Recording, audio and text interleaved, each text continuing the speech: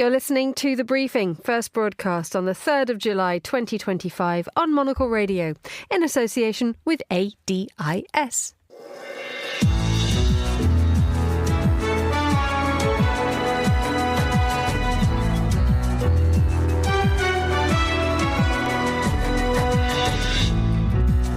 Hello and a warm welcome to The Briefing, coming to you live from Studio One here at Midori House in London. I'm Emma Nelson, and coming up on today's programme, while America assesses its effect on Iran's nuclear programme, we look at what's happening inside the country and ask if the regime's grip is tighter than ever. Also ahead in the next 30 minutes. We will allow for, first, a limited amount of high-quality carbon credits outside of the European Union. But the gap between the US and Europe's climate change targets is widening. We'll explore what could happen with one side of the Atlantic toughening its targets and the other embracing fossil fuels. We'll hear more about how the US, Japan, India and Australia are forging a future when it comes to the supply of rare minerals. Our executive editor, Chris Lord, will join me in the studio to talk through Monocle's summer paper Mediterraneo. And as we read, we'll listen to the sound of summer with our countdown from Fernando Augusto Pacheco. Hello, Faye. It's getting quite spicy, isn't it? Very much so, Emma. And today's Global Countdown will feel like a Mediterranean musical breeze. Indeed. Well, that's all coming up right here on The Briefing with me, Emma Nelson.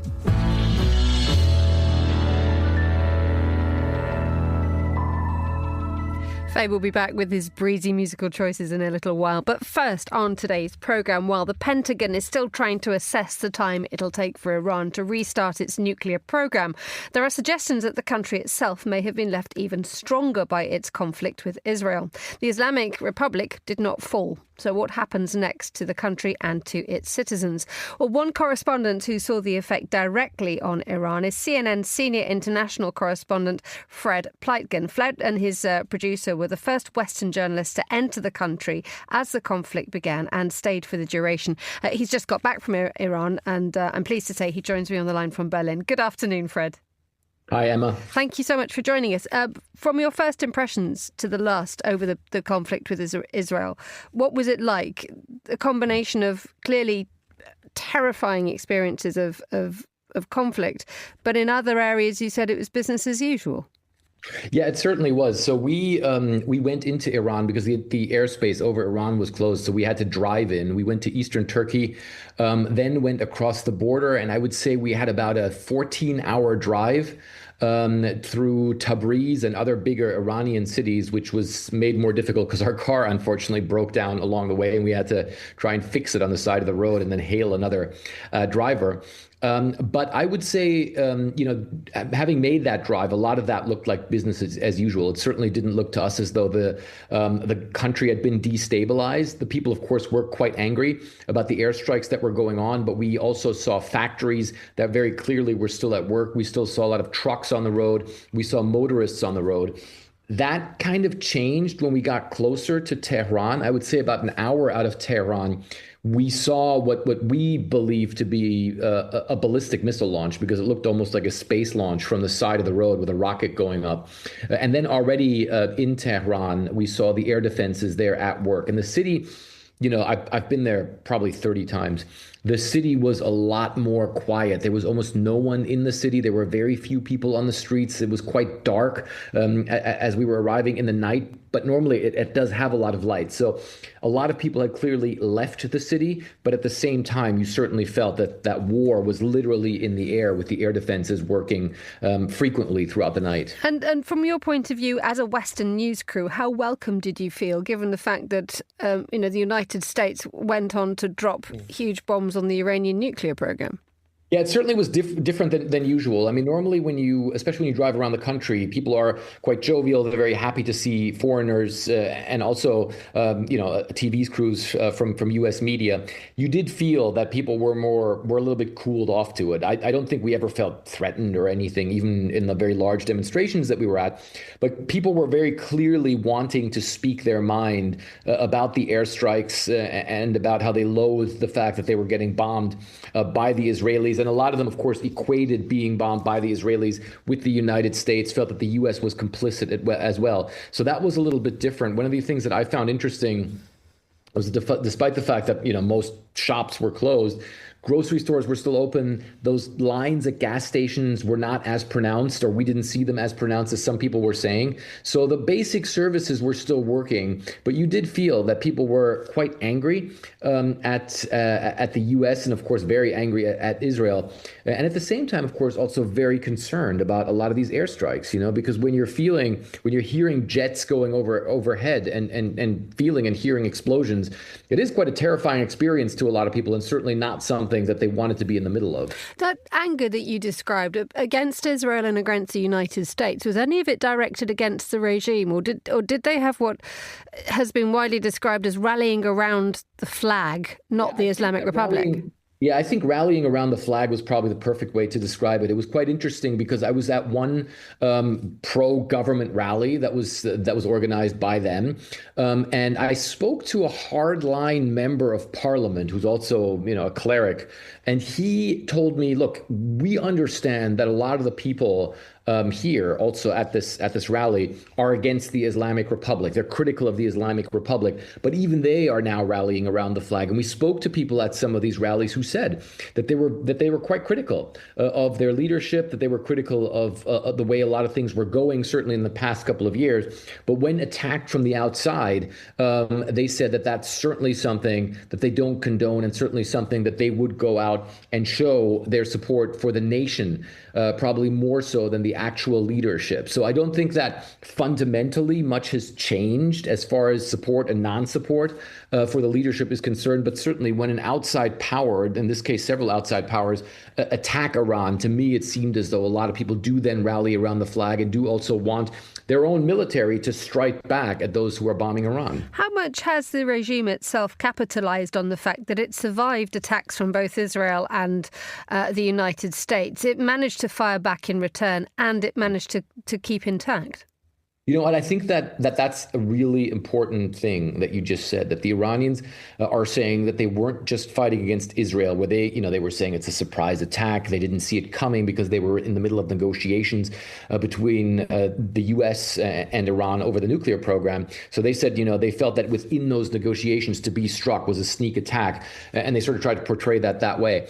But I think the fact that the Trump administration bombed the nuclear sites is certainly something that then really pushed the power center in Iran forward to say, look, we're not just standing up against Israel with its very modern air force. At the same time, we're also standing up against the most potent and the most dangerous superpower in the world, with the biggest military in the world, and we're still managing to fire back as well. I think that if both sides, or if all three sides that were involved in all of this, do an after-action report in all of this, I think the Iranian side will certainly come to the conclusion that they were heavily infiltrated by the Israelis, that their air defenses certainly didn't function the way that they wanted to, but at the same time would probably also come to the conclusion that their missile forces performed a lot more, that they were a lot more dangerous than people would have thought. Because the Iranians are saying, look, the Israelis have all the air defenses that anyone could ever want, and a lot of the missiles were still getting through. Briefly, Fred, finally, from your experience inside Iran in the last couple of weeks, is there one thing that the West really underestimates about this country?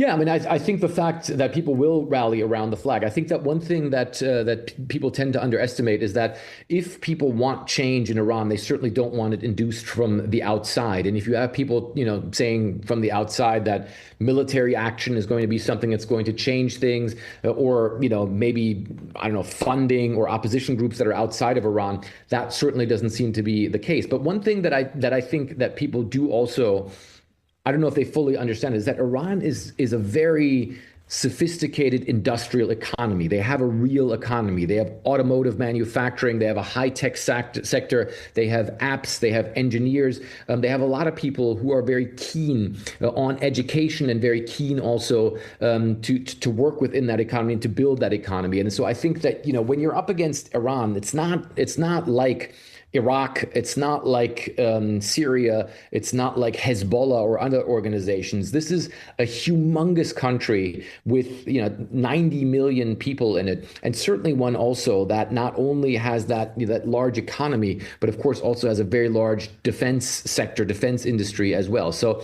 I think people who talk about toppling the power structure in Iran, it's something that would be very, very difficult to do, and certainly something where you speak to Iranians and they say, look, if we want change here, we're going to do that ourselves rather than have people come from the outside and do it for us. Fred Pleitgen, CNN senior international correspondent, joining us on the line from Berlin. Thank you so much for coming on to Monocle Radio. You're listening to The Briefing, where the time here in London is 10 minutes past midday. A quick summary now of the day's other news headlines. Here's Carlotta Ribello. Thanks, Emma. A group of Republican holdouts have changed their votes to allow President Donald Trump's big, beautiful bill package to clear a key procedural hurdle. The House is now debating the bill on the floor before proceeding to final passage. Trump has been pushing to sign the bill into law by July 4th. A Russian attack in central Ukraine on the city of Poltava has killed 2 people and damaged a military recruitment center. Russia has stepped up drone and missile attacks on Ukraine in the last month and has launched some of the biggest attacks since its full-scale invasion began in February 2022. And the South Korean parent company of Buldak's Spicy Ramen has begun construction of its first production facility in China to meet growing demand for its signature product. The company will invest almost $150 million in the new plant, with a completion date scheduled for January 2027. Those are the day's headlines. Back to you, Emma. Thank you very much indeed, Carlotta. The time here in London is 11 minutes past midday. You're listening to The Briefing with me, Emma Nelson. That is our latest copy of Mediterraneo, an utter treat to take on holiday, if indeed that is what your plans are for the next couple of months. The man in charge of a big fat section of it is Chris Lord, our executive editor. He joins me in the studio, crisp and white of shirt today. And in shorts, Emma. Indeed. For our sunny newspaper chat. I'm so glad. It's all right. Faye's coming in a bit, and that's shorts. Yes, I know that Carlotta Ribello, our wonderful colleague, did look at your legs and said, I haven't seen those bad boys since Dubai. I only get them out for Dubai and 1 week in London. Okay. Many of us are glad that we're on the radio. Some of us may not be. Okay, so tell us, as well as being dressed for the part, you had a really big, juicy task, didn't you, of pulling together the business and culture section of Mediterraneo this year. It's such a delightful read because it takes a different pace and a different tone, doesn't it? So when you were selecting your stories, what were your priorities for 2025? Yeah, of course. I think, first of all, just a bit of background on Mediterraneo and where it came from. I mean, this is a product that Monocle has done since the very, very early days of the magazine. It's sort of hardwired into the DNA of the metabolism of the newsroom that essentially when the sort of temperature starts to rise and we're all starting to plan our sort of journeys around the Mediterranean or beyond over the summer and get away for some summer holidays, we start to think about how can we take some of the spirit of Monocle and make it into a beach-friendly, poolside-friendly, spill the glass of rosé-friendly paper that you can take away with you, that can sort of live with you for the summer months and be taken from lounger to pool to wherever it might take you. Now, as you say, as I do with the magazine, I look after the business pages here, and what we're trying to do is sort of get people to look again at that Med region and see it not just as a place of course, hospitality and recreation and sea and sun. All that is crucial to these stories, but also look at how, in many ways, some of these slightly sort of sleepier towns are being reimagined as we discover here, economic potential powerhouses. And so we lead on the business section with a story really interesting by Laura Reisman about Genoa on the Italian coastline. This was a city that, you know, people have probably passed through, maybe on a cruise, maybe coming through the city. They don't know a huge amount about it. It sort of was quite often a place to pass through on your way to some of the amazing little resort towns around that area, or indeed onwards to Milan. But what's happening at the moment is that there's the final touches being made on a high-speed rail link between Milan and Genoa. And what it's doing is turning this like quite sort of overlooked little city into a place that a lot of people from Milan are decamping to. They're looking for seaside living. They're looking for a place that's a bit cooler in the summer months, that they might still work in Milan, but base themselves in that old port town. And the result is you have businesses moving in, new hospitality, new restaurants. There is just so much energy happening in that city. And we do a great read on sort of why you need to get that on your agenda for this month. It's interesting, the two main choices of stories that you put in the business and culture section. One of them is Genoa, and the other one is Beirut. And these are two cities which, if you have been following the news for the last 7 years at least, have had very, very hard times, because everybody remembers that when you see the word Genoa, you naturally remember I think it's 2018 when that bridge collapsed. Bridge collapse, that's right. And so and that obviously sent a message out to the world saying our infrastructure isn't working. Don't come here. This is not a city that's being looked after. Then you look at Beirut. It had the major explosion in the port, and also the conflicts in Lebanon and the violence in Lebanon has been incredibly off-putting. So how brave a decision was it to go for two cities which in many ways people would turn away from for arguably an upbeat and positive newspaper?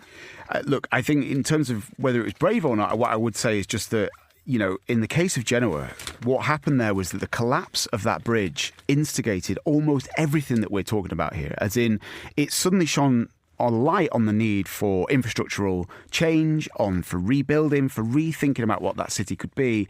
And I think it reminded a lot of people that, you know, while many other Italian cities have experienced some major economic investment and inward people coming to live there, especially Milan and beyond, Genoa had been left behind. And when, even on the level of the sort of railway, the fact that they'd been stuck off that high-speed rail links that so many other Italian cities now have, so that it can be a catalyst. I think that's the same case with Lebanon and Beirut.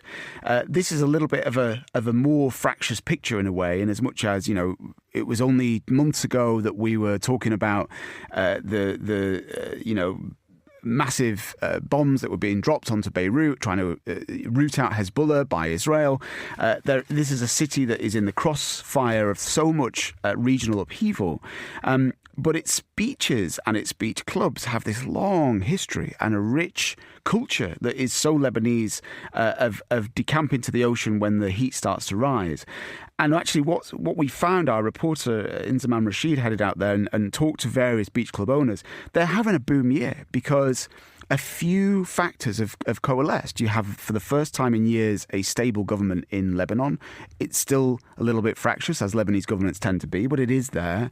You have travel advisories from the Gulf being lifted, so more Gulf travellers are heading there and pouring their money into Lebanon again. And actually, you know, in the course of just a few days, he spoke to brand new beach clubs opening for the first ever season. That's only a year after there was a direct incursion of attacks on Beirut from Israel. This is a place that's deeply resilient, of course, and that's almost become a cliche of Lebanon.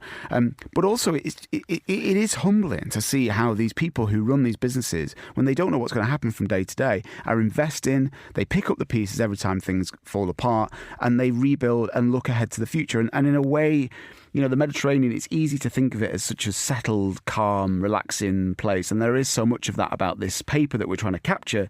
But you don't have to look far. There's only one side of the Mediterranean. And so much of it is a place where the future is uncertain, but people can still find ways to enjoy themselves and to share that kind of Mediterranean spirit. Monocle's executive editor, Chris Lord, thank you so much for joining me in the studio. And Mediterranean is out now, is that right? It certainly is, on newsstands across the Mediterranean. On newsstands now, kids. Thank you so much for joining me in the studio. The time here in London is 12:18. You at The Briefing.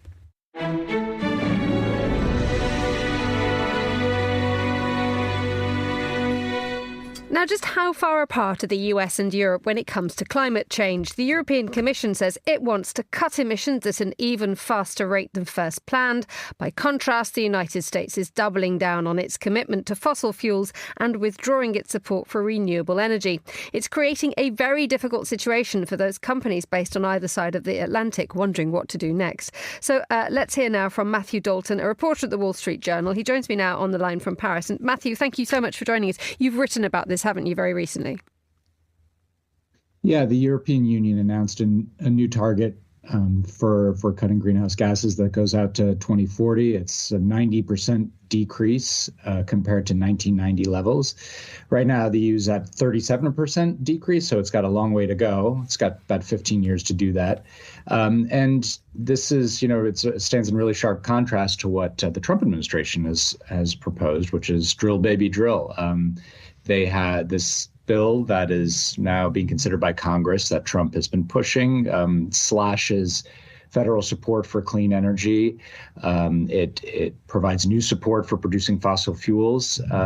Trump was very clear throughout the campaign that he wanted to make America an energy powerhouse, and by that he meant make America produce a lot more fossil fuels than it already does. And America under the Biden administration, America was also an energy powerhouse. It was, the largest producer of crude oil, one of the largest exporters of liquefied natural gas.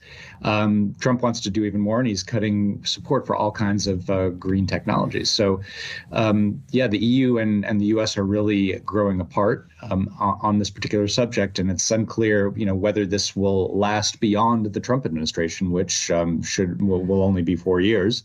That remains to be seen. Indeed. And if you are a company with bases both in the European Union and also in the United States, this must be phenomenally confusing.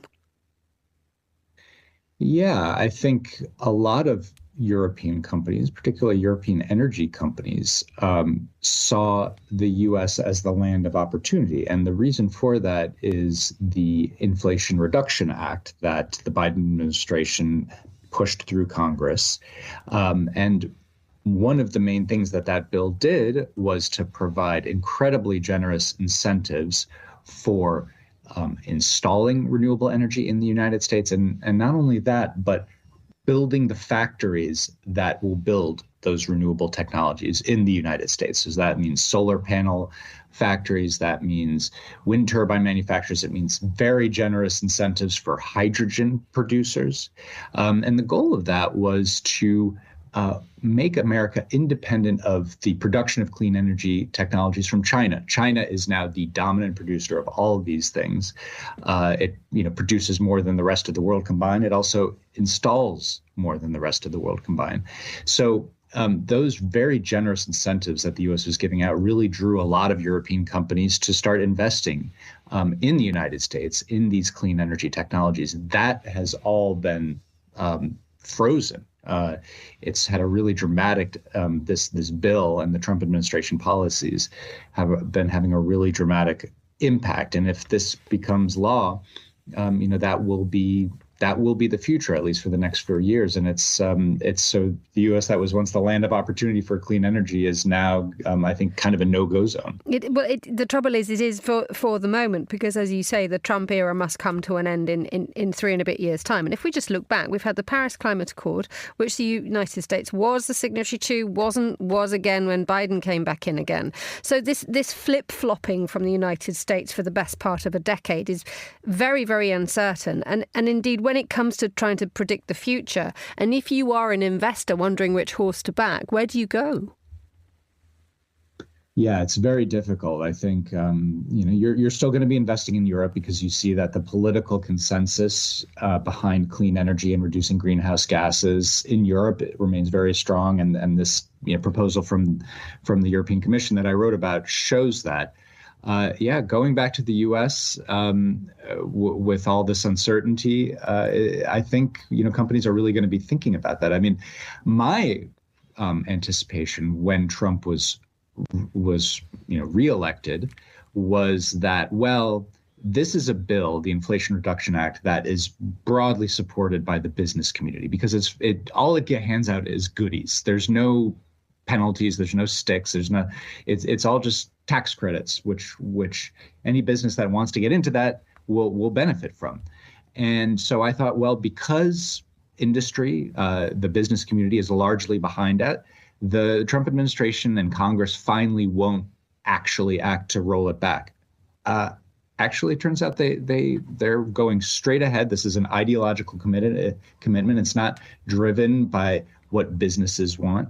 And so this idea that, well, this could be a sort of a real ideological position of the Republican Party that is kind of insensitive to what big business wants. And so I think for the future of these kinds of investments in the United States, that's a really bad signal. If one of the major political parties has decided that for non-economic ideological reasons, they do not want clean energy of any kind, and not you can argue about the pace and the scale at which these things should be installed.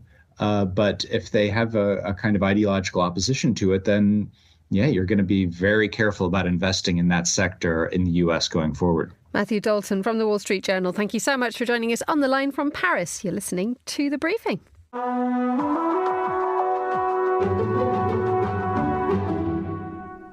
Let's hear now about the latest attempts by the international community to break China's dominance of rare earth minerals.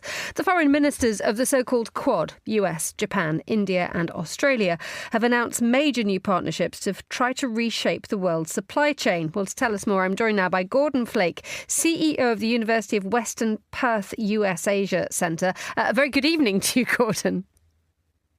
Great. Good evening to you. Pleasure to chat with you. Thank you so much for joining us on Monocle Radio. So just tell us what's in this partnership, please. Well, look, this is not something new. Countries outside of China have spent a long time talking about how to build an independent supply chain for processing rare earth elements or critical minerals more broadly. What's new is the fact that this is being done with the Quad. So already Japan, Australia, and the United States have been part of a critical minerals partnership. The fact that India is joining in this is quite significant because obviously this is not something that any one country is going to do by itself. And the fact that the Quad itself is committed to having that independent supply chain is good. Ironically, the one word that did not appear in the statement was China, because they're talking about any one country dominating it, and it really is China that has dominated both international production of, but particularly international processing of rare earth elements. So is this a deliberate attempt to break this Chinese stranglehold? Absolutely. And again, it's not a new attempt. It's been ongoing for quite some time. Over the past 20 years, but particularly over the last decade and the last 3 or 4 years, as the level of the concentration of Chinese monopoly in this sector has become more and more apparent, I think more and more countries are concerned.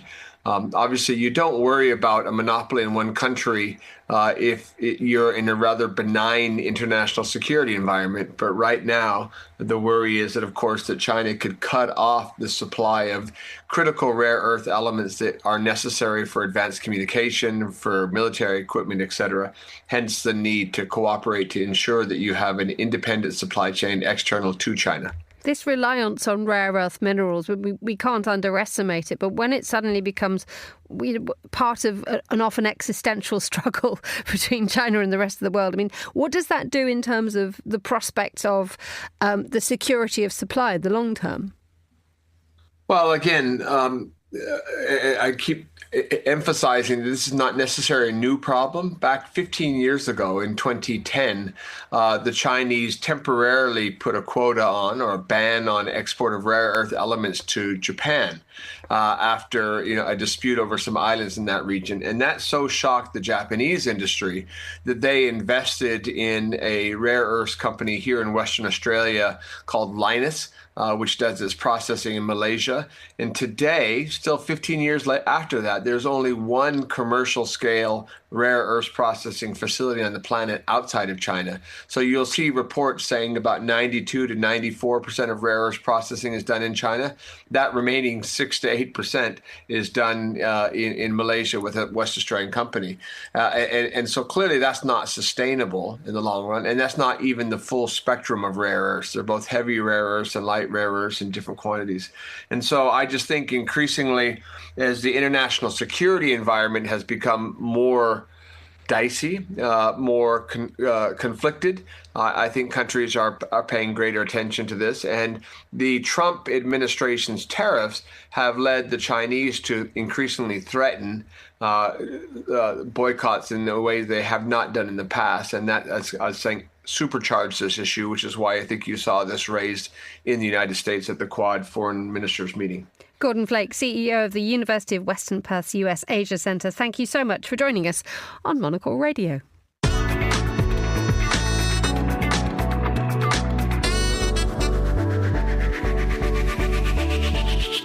Global countdown time, everybody. Fernando Augusto Pacheco has come in. You began the programme, Faye. Welcome, by the way. Hello. Are you feeling yet the musical breeze from the Mediterranean? The breeze? Yeah. I'm going to get the breeze now, aren't I? I'm feeling the breeze. Great. Okay, your wildly baroque ventures into classifying groups. What's this one again? So this one is another special one, of course. They're always special. They're always special. Always special. As Chris Lord was saying, Monocle Radio is out now. And my contribution for the paper was basically selecting the song of the summer in 5 mad countries. To be fair, I had the help of our correspondents Leon Aldous and Hannah Lucinda Smith as well. So we're going through 5 different countries, and I'll tell you what's the song of the summer this year in the Mad. Okay, thank you. If there is only one, or can we have 5? Oh, there's 5. Okay, there are 5. Don't you worry about that.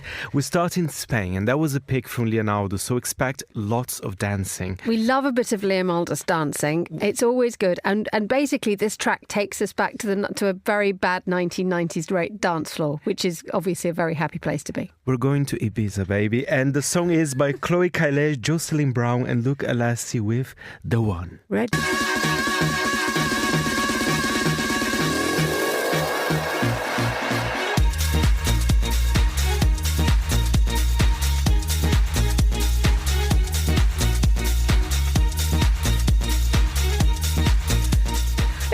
That wasn't made in about 1994. What a start, isn't it? I mean, we should have ended the show with that one, I think. Every morning and night should be done that. Thank you, Liam Aldous, for basically giving it large. And Chloe, French-American DJ, moved to Ibiza in 2021, and she recorded all those tracks in her rural recording studio. Her rural recording studio. I love saying this word, rural. Rural recording studio.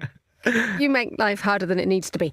Why do we like that, apart from the fact that everybody just went off on one as soon as it started? I miss dancing. I have to say, I haven't been dancing that much. Last time, to be fair, actually was a week ago. I was in Helsinki. I was dancing a little bit. I love that. I haven't been dancing for a whole week. Faye, I want to be you. Oh. Okay. So, yes, now we go to one that makes me very cross. Okay. I get so angry about this one. You get angry, but we have to admit, Emma, we're still living in Manu Chao's world. I mean, his music was, it's still being played everywhere in Europe, literally non-stop. Remind us who Manu Chao still is. Manu Chao is this amazing French singer. I mean, he's very multicultural, I think, in his languages and in his heritage as well. And he's been releasing songs since, I believe, the 90s. And I think when he released the album Clandestino around 2000, 2001, that was a major hit. That was a bestseller in the year. There was a song called Me Gustas Tu, which I think you remember very well. Oh, yes. But someone's made a big fat mess of it. Well, I wouldn't say a mess, but the song has been reworked with Manu Chao's approval, I have to add here. Okay. So basically we have here Alpha, which is an Italian rapper, together with Manu Chao, with this rework of that song. You're not a fan, but the Italians are loving it. The song is called A Me Mi Piace. Sei luce la mattina, me gustas tu. La mia serotonina, me gustas tu. Mi falsare l'autostima, me gustas tu. Me gustas tu, no me gustas tu. Più del mar Mediterraneo, me gustas tu. Una domenica allo stadio, me gustas tu. So that's the Tormentoni of the year. Tormentoni is the name. The Tormentoni is given to the summer song of the year in Italy. They even have a name for it because Italians love a hot summer hit. The best bit of that song is the Manu Chao bit. Well, I agree. But think about it. The hot sun, you have a cold beer in your hand, you will dance along to that. Maybe. Okay. Portugal. That's an interesting one. Really good. I picked that one. It's from Angola, actually, because the Portuguese, they love Angola. I'm obsessed with Angola music. I think they're very creative. There are a lot of house beats or their own music style, which is Kizomba beats. We love that. And it's DJ Malvado. And the song is called Musulu. I'll tell you what is Musulu after we hear those slinky house beats.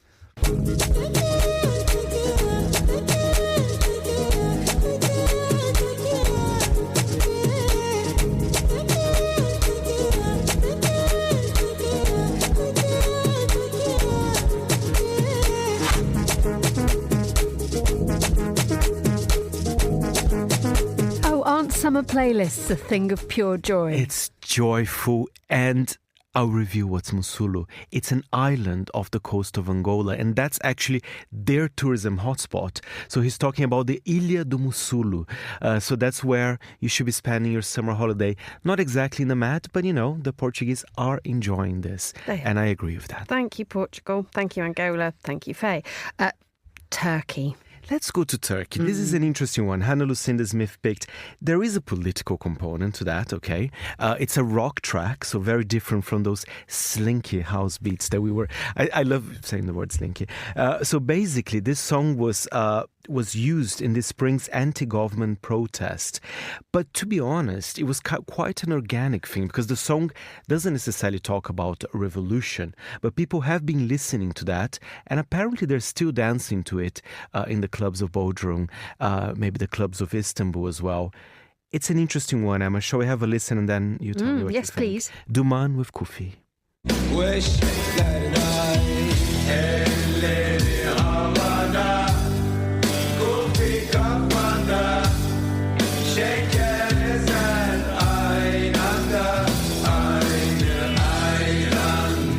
That's amazing to think that the Song of a Summer in Turkey is a protest song. That's enormous given what is going on the whole time, that actually that music suddenly carries a very large, protests message in it, but in the mainstream. Absolutely, and I think that's the importance of music. And, let's be honest, Turkey is going through a different political climate than in all the other countries I've been mentioning here. So it's good. I think this is what pop music is about. They do reflect a little bit of politics, even on the dance floor, I have to say, Emma. Okay, finally, now you love this one, not because it's a political piece of music, but because it's entirely devoid of anything heavy, and as a result, it's a Faye thing. It's what was a Slinky house beat. Slinky house beat. House beat. And as you know, feeling super sexy at the back of a cab, as Charlotte Cardin. When was the last time you felt super sexy in the back of a cab? A few times. Okay. Sorry. But anyway, Charlotte Cardin is amazing. And this song has an interesting story here.